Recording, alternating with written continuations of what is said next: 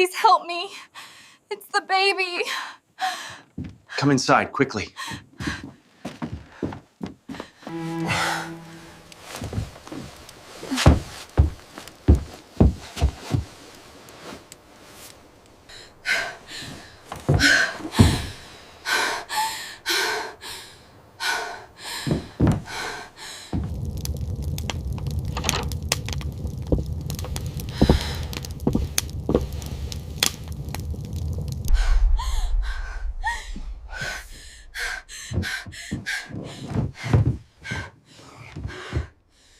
My maiden name is McGregor. Does that mean anything to you, James?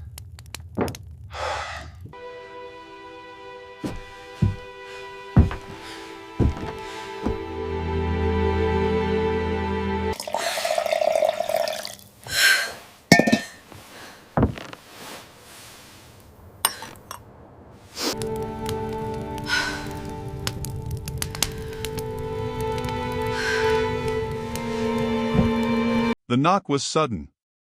Hard. The sound sharp against the wooden door, cutting through the thick silence of the cabin like a knife through cloth. The lumberjack wiped his sweaty hands on his worn shirt, still carrying the scent of sawdust and the heavy musk of pine. He had been alone for weeks. Not that it bothered him. He liked it that way. But this interruption, it didn't sit right.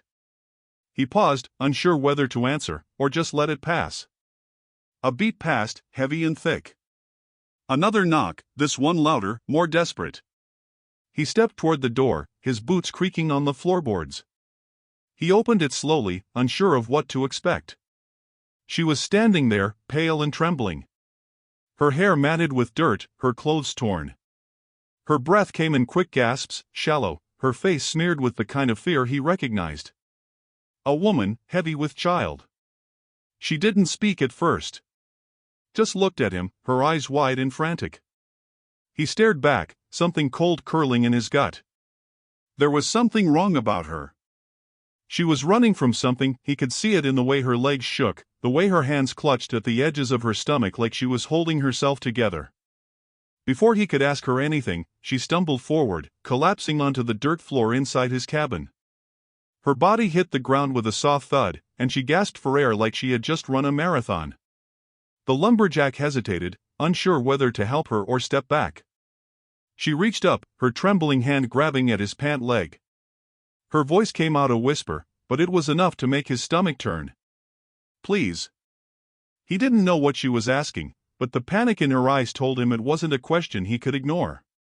He knelt down, lifting her by the shoulders and guiding her onto the cot in the corner of the room. Her breath came faster now, ragged, like she was fighting something, fighting against him, against her own body. She grabbed his wrist, squeezing it so tightly his skin tingled. He didn't pull away. He didn't speak. Silence filled the room, thick and heavy. He stood at her side, watching her chest rise and fall, but still, he said nothing. The air was thick with something neither of them could name. The quiet stretched out like the land outside, vast and empty. But inside, it felt like it was about to burst. His cabin, a place of solitude, had been shattered in an instant. And now, it was just the two of them. Strangers. Trapped in a room that had suddenly become too small. The woman didn't speak for a long time, and the lumberjack didn't ask. He stood by, letting the minutes stretch on like hours, the weight of her presence sinking into the cabin's walls. Outside, the wind howled, rattling the windows, but inside, it was quiet, too quiet. The lumberjack couldn't shake the feeling that the moment had already passed, that something had begun, and neither of them could stop it. Something he didn't understand. She stirred again, her eyes opening slowly, blinking up at him. Her lips parted, a strained breath escaping. I didn't mean to come here. Her voice was barely a murmur. But I have nowhere else. The lumberjack didn't reply. He didn't need to. Her words hung in the air, thick with meaning he wasn't ready to unpack. He nodded, the only thing he could do. He wasn't much for words. Never had been. But when she reached out, her fingers brushing his hand, it felt like an apology. Or a plea. He didn't know which. Either way, he didn't move. "I'm not staying long," she said, the words faint, lost in the room. Just until it's safe." The lumberjack didn't ask what she meant. He didn't need to. He could see it in her eyes, whatever she was running from, it wasn't something that could be outrun. Not here. Not in this place. He didn't know how much time passed before he left her side, retreating to the far corner of the cabin. He grabbed a towel, wiped the sweat from his brow. The lumberjack had never been good with strangers, but there was something about her, something about the desperation clinging to her skin, that made him stay. There was a silence between them that was thicker than anything he'd felt before, and it left him with an unease he couldn't shake. She didn't belong here. He didn't know how, but he could feel it. He didn't speak again, not for a while. Just worked, chopping wood, the rhythm of the axe hitting the logs like an anchor keeping him steady. But his thoughts kept drifting back to her. To the way her eyes had pleaded. The way her hands trembled. It was as if something else had followed her here, something he couldn't see, but could feel crawling in the air.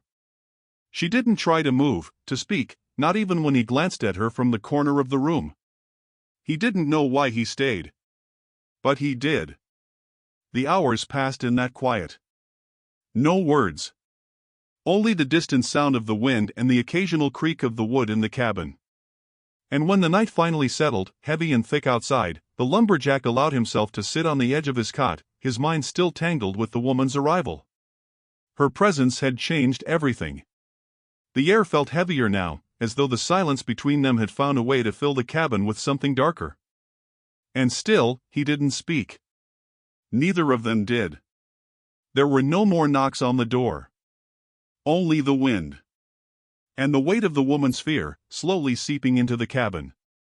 The woman woke to the dull ache in her bones. The smell of sweat and wood filled the air, mingling with the scent of something colder, older, like the inside of a place that had been forgotten. Her eyes flickered open slowly, her body stiff. She looked around the cabin, her gaze darting from the walls to the rough-hewn furniture. Everything seemed dim, as though the room itself was holding its breath. She tried to move, but her muscles screamed in protest. The pain in her stomach was constant, like something pressing in from the inside. Her hand went to her belly, the roundness of it, the reminder of what she was carrying. The life that wasn't hers, yet it was. She let her hand fall, exhausted, her fingers brushing the rough cotton of the blanket beneath her. From across the room, she saw him. The lumberjack. His broad shoulders bent over a small fire, his back to her, focused on the kindling. She wasn't sure how long she'd been asleep, hours? Days? Her body was still fogged with fatigue, but her mind was awake. Too awake. She knew she needed to say something, but the words weren't there. All she could do was stare at the man who had taken her in, who had been silent since the moment she'd arrived. He didn't acknowledge her immediately, not even when she shifted and let out a soft groan. He just added another log to the fire, the snap of the wood breaking the silence between them. She hated the silence. It reminded her of things she'd rather forget. Water, she managed, her voice rough, like it hadn't been used in days. She wasn't sure if she spoke loud enough for him to hear, but he turned, his eyes meeting hers briefly before he nodded. He didn't ask if she was all right. He didn't need to. There was no need for pleasantries, not when they both knew the score. He moved to the small counter, pouring a cup of water from a jug, his movements slow, deliberate. The firelight caught the sharp angles of his face, the deep lines around his eyes. He was older than her, much older. She wondered what brought him out here to this cabin, why he chose to live so far away from everything. She'd asked herself that 100 times since she'd arrived. But the question didn't matter. Not now. Not when she had nothing left to offer but her silence. He handed her the cup, his hand lingering just a moment too long before he pulled away. She took the water gratefully, draining it in one long gulp, and then set it aside. "Thank you," she said, her voice softer this time. He didn't reply, just nodded again, his eyes narrowing slightly as he studied her. A long moment passed. The fire crackled. "I'm not running from anything," she said, her voice suddenly clear, as if the words had been waiting to escape. He didn't respond, didn't give her the satisfaction of asking. He just kept his eyes on her, waiting. I'm running towards something, she continued. Her hands fidgeted with the blanket, the edges worn from use. Something that's already been decided for me. 4 years. He didn't speak, didn't make a sound. She hated that about him. But she couldn't stop herself. It's not safe, she said, finally turning her gaze away from him to look at the small window, the shadows moving outside. Not for me. Not for anyone. I'm just waiting for it to find me. The lumberjack didn't flinch. He didn't move. He just watched her. The tension in the room thickened like a fog, almost suffocating. The air felt heavy, like it was closing in on her, but she didn't care. She had nothing left to lose. She thought about saying more. About telling him everything, the name she'd once carried, the family she'd fled from, the men who would eventually find her, no matter how far she ran. But she didn't. There were things that didn't need to be said. Not here. Not to him. He didn't ask. He never asked. That was the thing about him. The silence was his answer. She couldn't decide if it was kindness or cruelty. Either way, it cut through her. It was a reminder of everything she'd left behind. She closed her eyes, her body feeling heavier with each passing minute. I'm sorry, she said, barely audible, though she wasn't sure if she was apologizing to him or to herself. She didn't know how long she'd been awake, how long she had been lying there in the quiet, but the weight of her own thoughts felt unbearable now. The lumberjack finally moved. Slowly, deliberately, he stood and walked toward the small stove in the corner. He didn't say anything. He didn't look at her. He just busied himself with the task of making something to eat. She watched him for a moment. His presence was both calming and unsettling. He was a stranger. But for some reason, that didn't matter. It didn't matter because she wasn't alone anymore. I'm not staying long, she whispered, almost as if to herself, but he heard it anyway. She could feel his eyes on her, but he didn't say anything. Not a word. The silence between them was thick now, like the quiet before a storm. He set a small bowl down in front of her. A single spoon sat inside it, waiting. Eat, he said, his voice quiet but firm. She picked up the spoon, the weight of it familiar, but it felt foreign in her hand. She didn't know how long it had been since she had eaten properly. The food didn't taste like anything. But it was something. The fire crackled again, its light dancing across the walls, the shadows flickering like ghosts. She didn't know what brought her here or why she hadn't left yet. All she knew was that the quiet was swallowing her whole. She ate, slowly, as the lumberjack watched her, his back to her, focused on the fire. Neither of them spoke. The silence stretched on, heavy and thick, like the air after a storm. The evening air grew heavy as the sun dipped below the horizon, painting the sky in bruised shades of purple and orange. Inside the cabin, the woman sat by the fire, the flickering flames casting shadows across her face. Her fingers traced the rim of the chipped mug, the heat from the fire warming her skin but not quite enough to chase away the cold in her chest. She hadn't spoken in hours, and the silence between her and the lumberjack had settled in like an old, familiar thing. He hadn't asked her anything more. He didn't need to. He sat across from her now, sharpening his knife. The sound of the blade sliding across the stone was rhythmic, almost meditative. He didn't look at her. He didn't have to. The woman's eyes flickered to him occasionally, catching the steady, deliberate way he worked. His presence was both an anchor and a weight. Who were they? She finally asked, the question slipping out before she could stop it. She hadn't meant to speak, not like this, not with the memories that still haunted her. But she couldn't stop herself anymore. His hand froze mid-motion, the blade still pressed to the stone. He didn't look up, didn't acknowledge her question for a long moment. Then, without lifting his gaze, he spoke. Does it matter? The question hung in the air, sharp and bitter. She wanted to say it did. She wanted to say everything mattered. But she didn't. The truth was, she was running, and no one could outrun what followed them. "They're from a family," she said, her voice catching, "that owns half this land. Maybe more." She hesitated, her mind racing back to the place she'd left behind. "And they don't let go of what's theirs." She tried to keep her voice steady, but there was a crack in it she couldn't hide. She could feel the weight of his eyes on her now, though she refused to look up. She couldn't. Not yet. The lumberjack's knife slid across the stone again.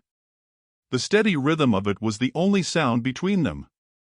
"You think they'll come here?" he asked, his voice low. There was no judgment in his words, just an undercurrent of something else, something hard and quiet. She didn't answer right away. She didn't know how to. She knew they would. She always knew they would. She could feel it in her bones. The hunt. The search. The family she'd run from, but couldn't quite escape. They always found their way back. "You don't have to stay here," he said, his voice barely above a whisper. His words were simple, but they felt heavier than anything he'd said so far. He wasn't offering shelter anymore. He wasn't offering comfort. "I can't leave," she replied, her words barely audible.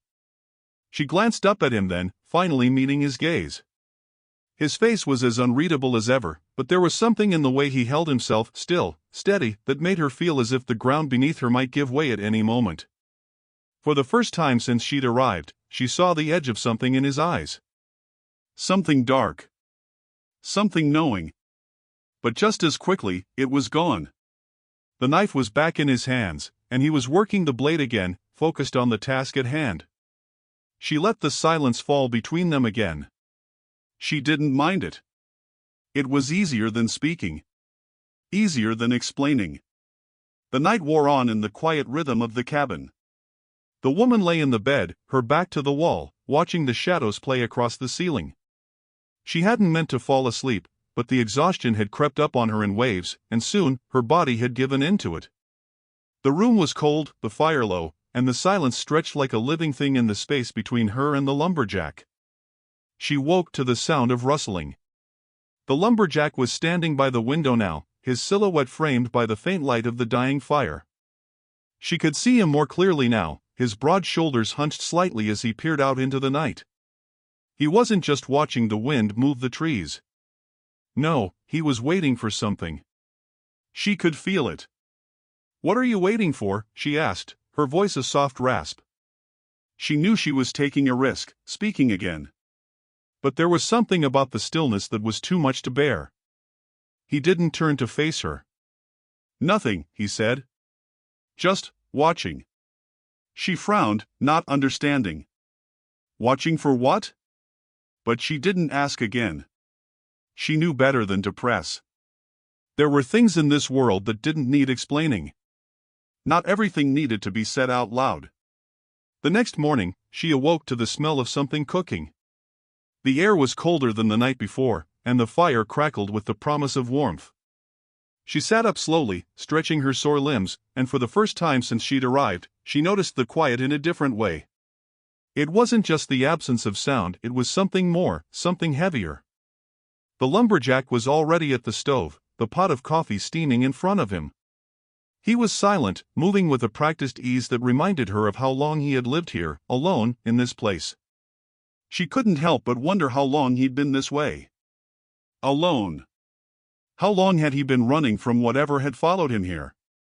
"Can I help?" she asked, the words slipping out before she could stop them. She had no reason to want to help him, no reason to break the silence. But something inside her needed to do it, needed to show that she wasn't just a burden. He looked up, his expression unreadable. For a long moment, he said nothing. Then, without a word, he motioned to the counter. "Cut the bread." She stood, moving toward the counter, her body still aching from the day before. She sliced the bread, the knife slipping through the soft dough with ease. The kitchen was small, but it was warm, and the smell of food filled the room. For a moment, it felt like everything was normal. Like this could be a life she could live. But she knew better than that. The quiet lingered, but this time it wasn't as uncomfortable. It was something else now. a bond that didn't need words to be understood. The lumberjack had made no promises, and she hadn't asked for any. But in that silence, in that shared space, she felt something unspoken between them. Something that could change everything. And for the first time since she'd arrived, she allowed herself to believe that maybe, just maybe, she wasn't as alone as she'd thought. The night was still, save for the occasional creak of the cabin's wooden frame shifting in the cool breeze. The fire burned low in the hearth, its light casting long shadows that flickered across the room like ghosts. The woman had been drifting in and out of sleep, the weight of her own thoughts too heavy to allow any real rest. She lay on her side, watching the embers crackle, listening to the wind howl faintly outside. Then it came. A sharp, guttural cry broke through the silence, tearing at the air like a scream from the depths of the earth. The sound was raw, painful, and it echoed in the small space between them. The woman's heart leapt into her throat, her body tensing as the cry echoed again, this time louder, more desperate. She gasped, sitting up in the bed, her hand instinctively going to her stomach. The sharp pang of fear hit her, cutting through the fog of exhaustion. Her breath caught, her body trembling with the sudden rush of panic. She had felt it earlier, the unease, the pressure, but she hadn't expected this. Not yet. The lumberjack was already on his feet, moving toward her with a calm that was almost eerie. His boots thudded softly against the wooden floor, steady and sure. He didn't ask what was wrong. He didn't need to. He knew. He reached her side, his hand on her shoulder, his grip gentle but firm. His eyes met hers, and for the first time, something passed between them, something deeper than the silence that had defined them so far.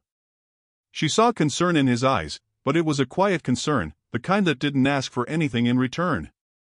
"It's time," she said, her voice tight with fear. She didn't need to say more. He could see it in her face, in the way she gripped the blanket with trembling hands. He didn't question it. Instead, he helped her sit up, his movements swift, practiced. Without another word, he grabbed a worn cloth and handed it to her. She took it, her hands unsteady as she wiped the sweat from her brow. The room seemed to spin for a moment, the walls closing in as the pain tightened in her stomach, a cramping, grinding pressure. She bit down on her lip, trying to hold back the sounds that threatened to escape, but the tension in her body was too much to control. The lumberjack was already moving around her, gathering the things she would need, his face set in quiet determination. He didn't speak, but she could feel his presence. His calm steadied her in a way that no one else could have. "Hold on," he muttered under his breath, more to himself than to her. But the words were enough. She nodded, swallowing against the lump in her throat, her hands pressed to the sides of the bed. Then, another scream. This one sharper, more agonizing. It felt like it came from deep within her, like something was tearing free. Her grip on the blanket tightened until her knuckles were white. The room was spinning now, the air thick with the sounds of her breathing, the crackle of the fire, and the distant howls of the wind. The lumberjack didn't falter. He was there, at her side, holding her hand in his. His touch was steady, a lifeline in the midst of the storm.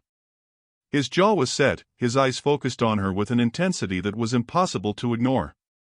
"You're doing fine," he said, though the words felt like an empty promise.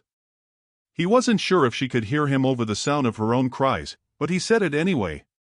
"You're doing fine." She didn't respond, too lost in the pain, in the chaos of her body, but she held onto his hand like it was the only thing that kept her grounded. And in that moment, it was. His grip was strong, steady, and it kept her tethered to something. Anything. She needed that more than she could say. Minutes stretched into what felt like hours. Time blurred in the thick fog of pain, of fear, of the uncertainty that hovered in the air. But eventually, it started to pass. The screaming, the intensity, the suffocating weight of it. Slowly, like a storm fading into the distance, the pain began to ease, the sharpness fading into a dull throb. And then, there was quiet. For a moment, the woman lay back, her body exhausted, her breath coming in ragged gasps. She felt a strange emptiness inside her, a hollow feeling, and for the first time in a long while, it wasn't pain. She closed her eyes for a second, letting herself rest, letting the quiet of the cabin wash over her. But then, another cry, loud, strong, and unmistakable. The woman's eyes snapped open, and she gasped, her heart racing as the sound echoed through the room. The baby. It was here. Her heart beat faster, her mind racing, but the lumberjack was already there, moving toward her, his hands steady as he carefully helped her sit up. He didn't look at her. He didn't need to.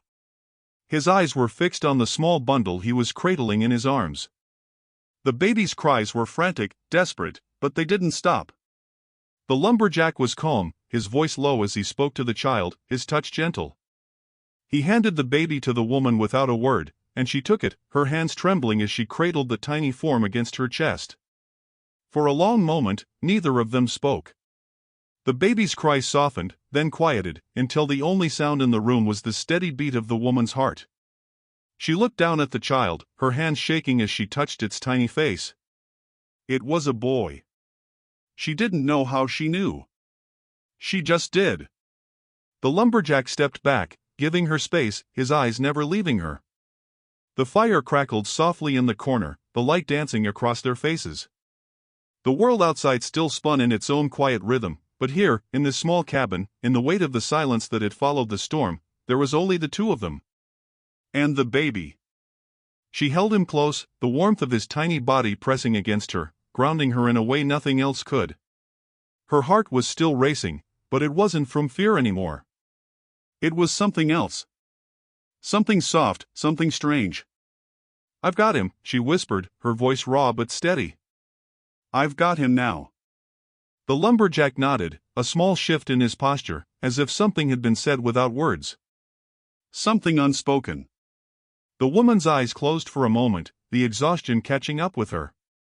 She could feel the weight of the moment settling over her, the heaviness of it. But she wasn't afraid anymore. She wasn't alone.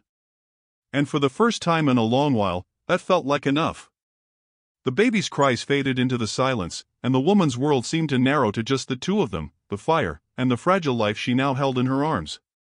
And in that quiet, the past, everything she had run from, seemed just a little farther away. The night was never truly quiet here. The wind had a way of making its presence known, brushing through the trees, scraping against the walls of the cabin like something trying to get in. But tonight, something felt different. The woman could feel it in the air, the sharpness of it, the way the shadows outside the window seemed deeper, longer. The fire had died down to embers, casting the room in a dull, red glow. She was sitting by the hearth, the baby nestled against her chest, his soft breaths the only sound in the room.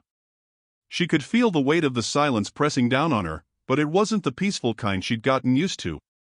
No, this was the kind of silence that felt like a warning. The kind that made her muscles tighten, her heart beat a little faster. And then, it came. A crackling sound from outside. The woman stiffened, her hand instinctively moving to the baby, her body tensing. She'd heard it before, the sound of something moving in the woods, something big. Her breath caught in her throat. She wasn't sure what it was, but she didn't need to see it to know. She could feel it in her bones. Someone was out there. The lumberjack had heard it too. He stood suddenly, his movements swift and quiet, his eyes narrowing as he moved to the window. She saw the tension in his shoulders, the way he held himself still as he scanned the darkness outside. "Who's there?" she whispered, her voice barely audible. She didn't want to ask, didn't want to know. But she had to. He didn't look at her. His eyes remained fixed on the window. "I don't know yet." The fear in her chest grew, a slow burn that spread through her limbs. She was trying to hold it in, trying to stay calm for the baby, but it was harder now. The past was always there, lurking, waiting for its moment to break through. And tonight, it felt like that moment was finally here. The crackling grew louder. A branch snapped somewhere in the woods, then another. Someone, or something, was moving closer. The lumberjack turned away from the window, his face hard, unreadable. He walked to the door, his hand resting briefly on the handle. "Stay here," he said quietly, his voice low and steady. But she didn't need him to tell her. She knew. The woman wasn't sure what she was afraid of anymore, the men from her past or the man standing before her, whose silence had begun to feel like its own kind of danger. I can't, she replied, the words coming out sharper than she intended. They're coming for me. He paused, just for a second, and then nodded. Without another word, he grabbed his rifle from the corner of the room and opened the door. The cold night air rushed in, biting at her skin, but she didn't move. She couldn't. Her eyes were fixed on him as he stepped out onto the porch, the door closing behind him with a soft thud. She didn't know how much time passed after that. It felt like hours, though it was probably only minutes. The wind had picked up, howling through the trees like it was carrying something with it. She could hear voices now, low, guttural, almost indistinguishable. The men. They were here. She knew it. Her heart pounded in her chest. She didn't know what to do. She didn't know how to run anymore. Then, a flash of movement caught her eye. A shadow crossing the yard, low and fast. She held her breath, her body frozen, but it wasn't the men. It was the lumberjack, moving swiftly, crouched low, his silhouette blending into the night. He was coming toward the cabin again, and he wasn't alone. The fear in her chest flared up again, but this time, she couldn't hide it. Her hands trembled as she stood, her eyes fixed on the door. She wanted to scream, to shout at him to stay inside, to protect her and the baby. But she knew that wasn't the way it worked out here. The woods, the land, the men, everything here was bigger than the quiet life she'd thought she could carve out. The past had caught up with her. The door creaked open again, and the lumberjack stepped inside. He was breathing hard, his face pale, but there was something else in his eyes. Something deeper than exhaustion. They're coming, he said, his voice grim. And they're not leaving without you. The words hit her like a punch. She couldn't breathe. The baby's soft cry seemed to echo in the cabin, but they couldn't drown out the fear that had gripped her heart. The men, her family, they weren't here for her, not anymore. They were here to take her back. To finish what they had started. And the lumberjack, he was in the middle of it now. The weight of the past had pressed down on both of them. I'll fight them, he said, his voice cold, distant. But we need to be ready. She wanted to say something, to argue, but the words wouldn't come. She knew he meant it. She knew that in the end, he would stand beside her, no matter what came through that door. But the thought of facing it again, the men, the darkness, the past, made her stomach turn. They won't stop, she whispered, more to herself than to him. Her eyes moved to the baby, lying quietly in the crib, his little body completely unaware of the storm that was coming. They won't stop until they have me. The lumberjack's eyes softened for a brief moment, and he stepped toward her, placing his hand gently on her arm. Then we make sure they don't. The words hung in the air, and for the first time since she had arrived, she felt something shift between them. It wasn't comfort. It wasn't hope. It was something harder, something deeper. A bond formed from fear, from survival. But it was something, and it was enough. She nodded, her jaw tight. I'm ready. The lumberjack looked at her one last time before turning to the door. His hand gripped the rifle, his expression unreadable. Stay inside, he ordered softly, his voice like steel. But she didn't listen. She couldn't. I'm not staying inside, she said, the words firm. The woman moved to the door, her heart pounding in her chest. Not anymore. He didn't argue. Instead, he nodded, the briefest flicker of something, approval, maybe, passing through his eyes before he opened the door and stepped into the darkened night once more. The fire crackled behind them, its light casting long, flickering shadows on the walls of the cabin. And as the woman stepped out into the cold, the weight of the past settled heavy in her chest. There was no running now. It was time to face it. All of it. The forest was thick with shadows, the moonlight barely making its way through the dense canopy. The cold of the night seeped into the woman's bones as she moved silently alongside the lumberjack. He didn't look at her as they walked, his pace steady, his eyes focused ahead. She kept close to him, her breath quickening with every step, as the weight of what was coming pressed harder on her chest. The crunch of leaves underfoot was the only sound, but it wasn't the quiet of safety. No, it was the quiet before a storm. The men were still out there, she could feel it. Somewhere in the trees, somewhere in the dark, they were waiting for her.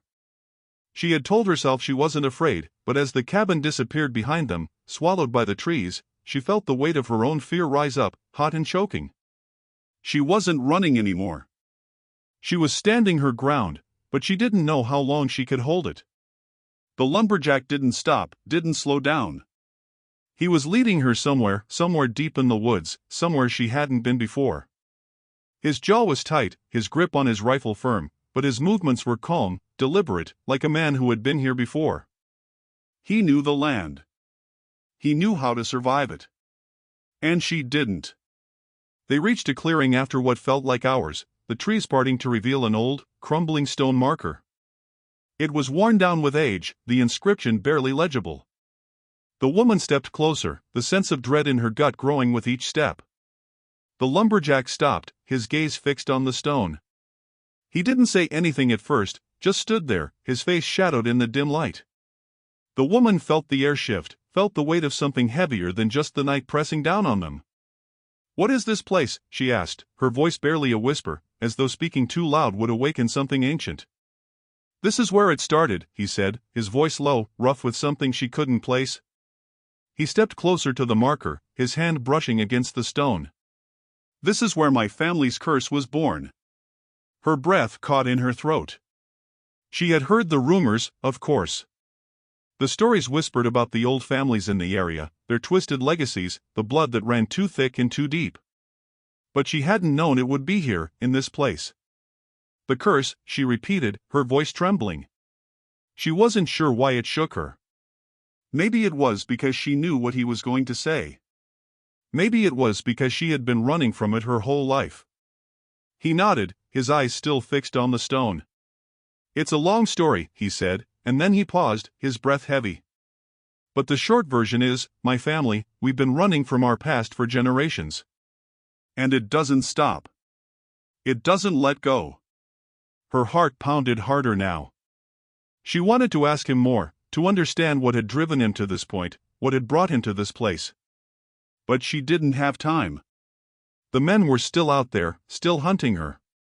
The fear that had clawed its way into her chest before was back now, and it was worse than ever. She looked at the stone, her hand hovering over it. The letters were worn, too old to make sense of. But there was something about it that felt wrong, something about the way the moss clung to the stone, the way the earth seemed to breathe beneath her feet. "What happened here?" she asked, her voice tight with the question she was afraid to hear the answer to. The lumberjack turned to her then, his eyes meeting hers for the first time since they'd entered the clearing. There was something in his eyes, something that she couldn't read, something dark and heavy that made her want to turn away. But she didn't. She couldn't. "My family," his voice faltered, just for a moment. "My great-grandfather. He did something. Something he shouldn't have. He made a deal. And we've all been paying for it ever since." She swallowed hard, trying to push down the growing sense of dread. What kind of deal? His hand tightened around the rifle, the muscles in his jaw clenching as he looked down at the stone. "A deal with the land. With something older than any of us. And it's not something we can undo." She stepped back, the weight of his words settling heavily in her chest. The air around them felt thicker now, as if the earth itself was holding its breath. She didn't know if she believed in curses, in things like that. But in that moment, standing in front of that stone, she couldn't deny it. The past was alive here. And it wasn't letting go. The lumberjack reached down, brushing away some of the moss from the stone. He seemed lost in thought for a moment, his hand lingering there longer than necessary. Then, without warning, he turned and walked a few paces toward the trees, his footsteps quiet but firm. She followed him, the cold creeping up her spine. "It's coming," he said, his voice low, like a warning. "The past always comes for us. And it won't stop until it gets what it wants." Her stomach churned. She had heard this before, the idea that the past was alive, that it could reach out and grab you when you least expected it. She had spent her whole life running from it. And now, it was here. It was real.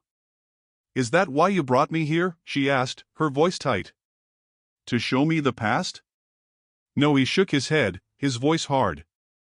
I brought you here to show you what you're up against. And to show you that there's no running.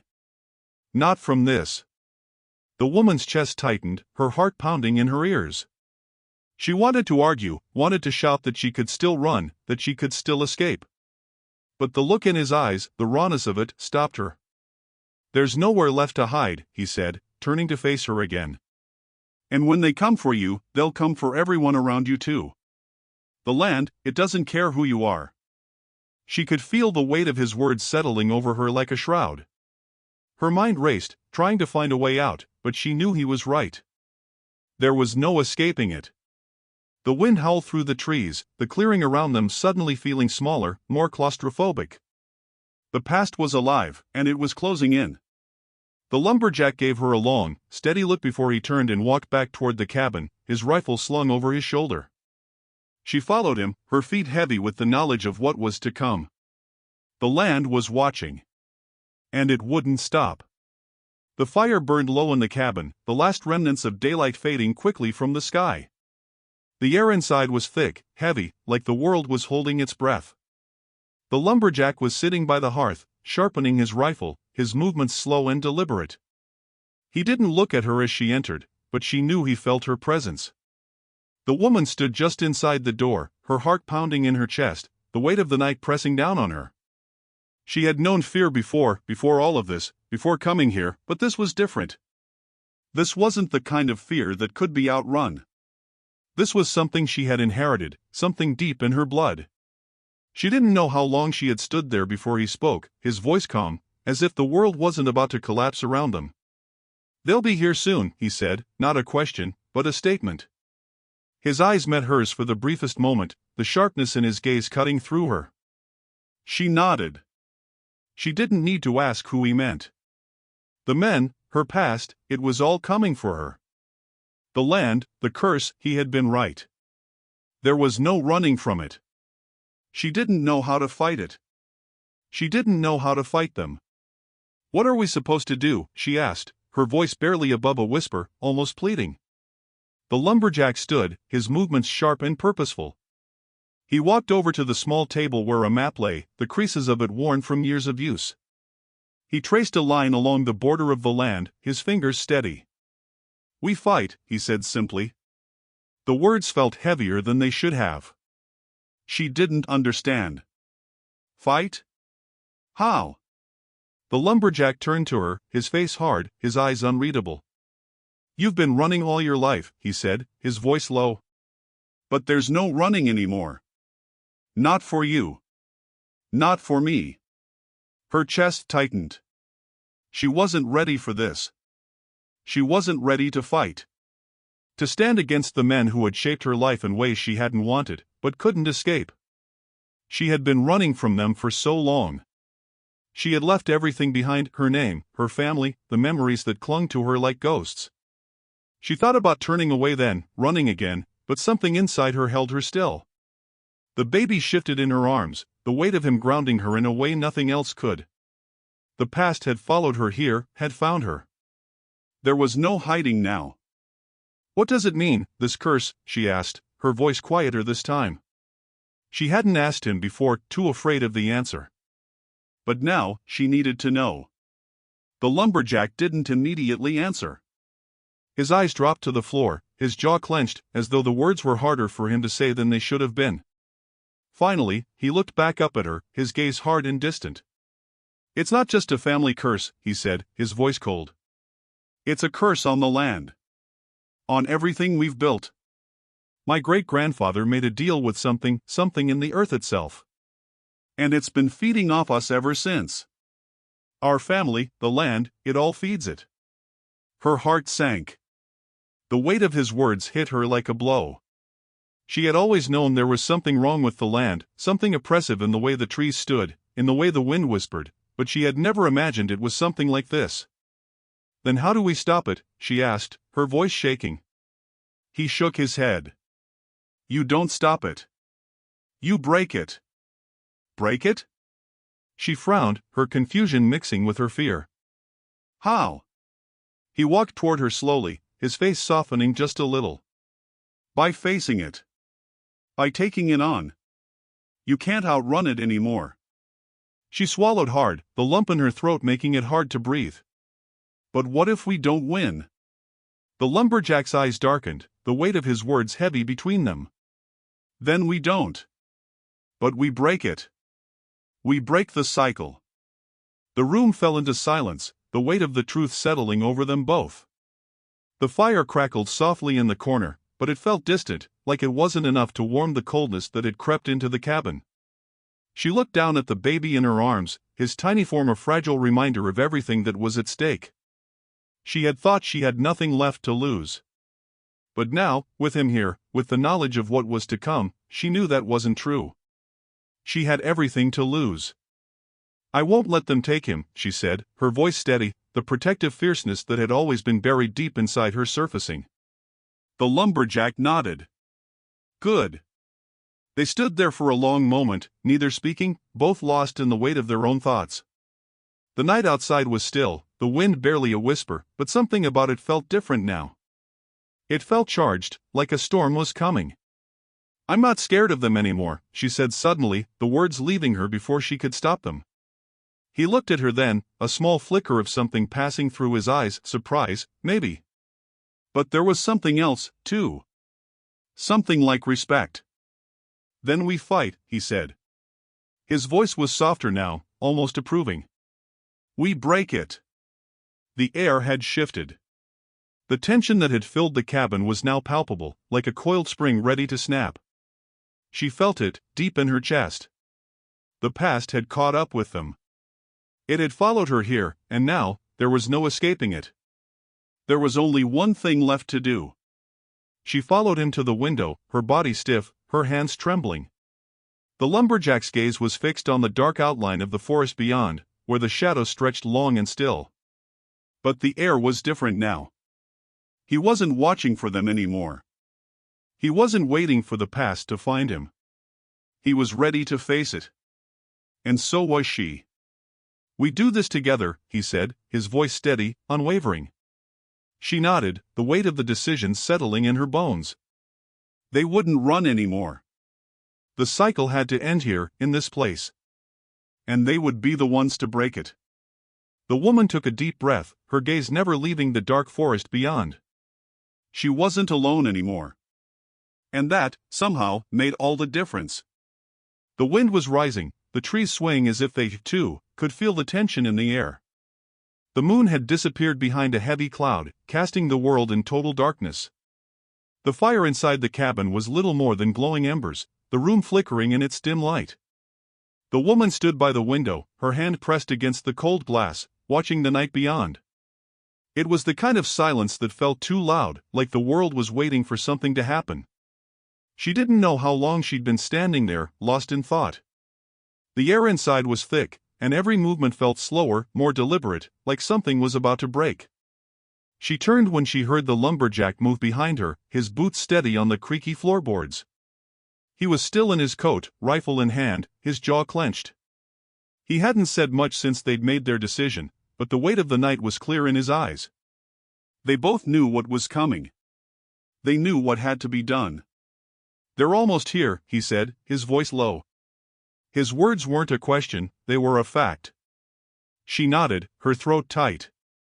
How do we stop them? The lumberjack looked at her for a long moment, his face unreadable. The fire crackled softly in the corner, its light dancing across his face. There was no easy answer.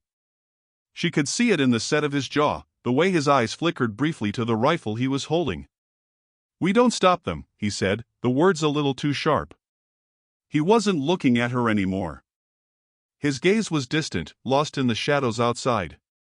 We face them. Face them, she repeated, the word unfamiliar on her tongue. It didn't feel like enough. She wanted more. She needed more. She needed to understand how they could stand against what had been chasing her for so long. They'll come with force, he said, his voice still calm, but something darker was creeping in, something she hadn't heard before. But we can't just run from this anymore. We can't outrun what's already in us. She took a deep breath, trying to steady herself. The baby was sleeping soundly in the crib, unaware of the storm that was about to break. His small chest rose and fell with each breath, oblivious to the world outside. She wanted to keep him safe, to protect him from this, but she knew that wouldn't be possible. Not anymore. What if they win? She asked, her voice barely a whisper, fear creeping into her words. The lumberjack didn't look at her, but she could feel the weight of his gaze. He knew what she was asking, and he knew the answer. There was no easy way out. There was no escaping what was coming. They'll never stop, he said, his voice hardening. They'll keep coming, tearing this place apart until there's nothing left. Until there's no one left. This is the end of the line. If we don't end it here, it never ends. Not for either of us. Her heart pounded in her chest. His words felt like a blow to the stomach. The weight of them pressed down on her like a stone. She'd known, deep down, that it had all been leading here. That there was no way out, no escape from the past that had already written its own story. But hearing it from him, hearing him say it like that, it felt different. It felt real. I don't want to die, she said, the words tumbling out before she could stop them. She wasn't sure who she was talking to, him, or herself, or maybe both. But it didn't matter. She felt the rawness of the truth in her gut. She wasn't ready to let go. Not yet. The lumberjack finally turned to her, his face softening for just a moment. None of us are. But you can't outrun this forever. You've been running all your life. But not anymore. It's time to stand. She met his gaze, and for a moment, it felt like the world had narrowed to just the two of them, standing in the quiet room, the fire flickering between them. She could feel the weight of the choice pressing on her, could feel it in the pit of her stomach. Then what do we do? She asked, her voice steady, though her heart was anything but. His eyes flickered to the door, and for a second, she thought he might say something else, something softer. But he didn't. Instead, he turned toward the door, his hand resting on the handle. We fight, he said, his voice low and final. The woman didn't hesitate. She didn't have to. She had known it was coming, had known she couldn't keep running. She took a step toward him, her hand brushing against his arm. She didn't say anything. There was nothing more to say. They both knew what was at stake. They both knew what was about to happen. He opened the door, and the wind swept inside, cold and biting. The night outside was still, but the air felt charged with something old, something wrong. The trees were silent, but the world felt like it was holding its breath. They stepped outside together, the darkness swallowing them whole. The lumberjack led the way, his rifle raised, his movements precise. The woman followed closely behind, her breath shallow, her mind racing. She could hear the sound of her heart beating in her ears, could feel the cold of the night creeping under her skin. She wasn't sure what she expected, what she hoped would happen, but she knew they couldn't go back. There was no turning back now. They reached the edge of the clearing, where the trees grew thicker, darker. The shadows stretched long, and in the distance, she saw them. Figures moving between the trees, their forms barely visible in the moonlight, but their presence undeniable. They were coming. The lumberjack didn't hesitate. He raised his rifle, his aim steady. He didn't flinch. The woman's pulse quickened, her breath caught in her throat. She felt a sharp chill in the air, as if the world itself was pulling away from them. Get ready, he said, his voice low. And then, they moved. The first shot rang out, sharp and clear in the quiet of the night. The figures in the distance stopped for a moment, and she saw the flicker of recognition in their eyes. They knew who they were up against. But the lumberjack was already moving, his rifle raised again, his body tense. The woman didn't hesitate. She stepped forward, her eyes locked on the men who had been chasing her for so long. They wouldn't stop. But neither would she. In that moment, she understood. She had been running all her life. But now, she wasn't running anymore. She was standing, right there, in the cold, in the dark. And she wasn't alone. She made her choice. And now, there was no turning back. The quiet after the chaos was heavy, thick. It pressed down on the cabin, on the land, on their hearts. The wind still whispered through the trees, but it was different now, faint, distant, almost as if the world was tired. The fire inside the cabin was low, the embers glowing softly, casting long shadows on the walls. The woman sat near the hearth, the weight of everything that had happened pulling her down like a stone. She had never imagined it would end this way. Not like this. There had been so much fear in her, so much uncertainty, and yet now, as she sat there, she felt a strange kind of peace. The night had been violent, raw, a fight for survival that had torn through everything she had known, everything she had run from. But it was over now. The men, her past, were gone. And though the silence was deafening, she couldn't deny the truth, she was still here. The lumberjack sat across from her, his rifle now resting by his side. His hands were steady as he cleaned the weapon, his face expressionless, but there was something in the way he held himself that told her the battle had taken something from him, too. The weight of it was too much to carry alone, and yet, he did. They both did. Neither of them spoke for a long time. The baby slept soundly in the crib by the fire, his tiny chest rising and falling with each breath, completely unaware of the danger that had nearly consumed them all. She watched him for a moment, her hand resting gently over her heart, feeling the soft thud of it, steady now, as if the world had come to a halt and allowed her to catch her breath. The lumberjack finally broke the silence, his voice low, almost hesitant. "They won't be back," he said, his words thick with finality. She didn't answer at first. She didn't need to. She could feel it, too. They had broken the cycle. The past, those men, the curse, was gone, for now, for good. But there was something else in his words, something darker, a recognition that maybe what they had done wasn't over. It was simply paused. "What happens now?" she asked, her voice soft, unsure. She wasn't ready to face whatever came next, but she knew she had to. There was no running from it anymore. She had stood, she had fought, and now she was here. Alive. But what did it mean? What did it mean for her, for the baby, for the lumberjack? He didn't answer immediately. His eyes drifted to the fire, watching the embers slowly fade into nothingness, the warmth dying with them. When he spoke again, his voice was quieter, like he was speaking to himself as much as to her. "We live," he said simply. "For as long as we can." His words felt like a weight, but not the kind that crushed. More like the kind that grounded you, that reminded you of how small the world could be when the storm was over, when you were left to pick up the pieces and rebuild. The night was over. The battle had been fought. And now, there was just the aftermath. The woman let out a shaky breath. She couldn't remember the last time she had felt this exhausted, this empty. But there was something else rising up in her, too, something she hadn't let herself feel before. Hope. She had thought she had none left. But now, sitting there, with the lumberjack beside her, with the baby sleeping soundly, she felt it stir inside her. She wasn't alone. And maybe, just maybe, there was a chance for something more. Her eyes met the lumberjack's, and for the first time, she saw something in his gaze that had been missing before, softness, something unspoken, like he was seeing her not just as the woman who had stumbled into his life, but as something more. As an equal. Someone he had fought beside.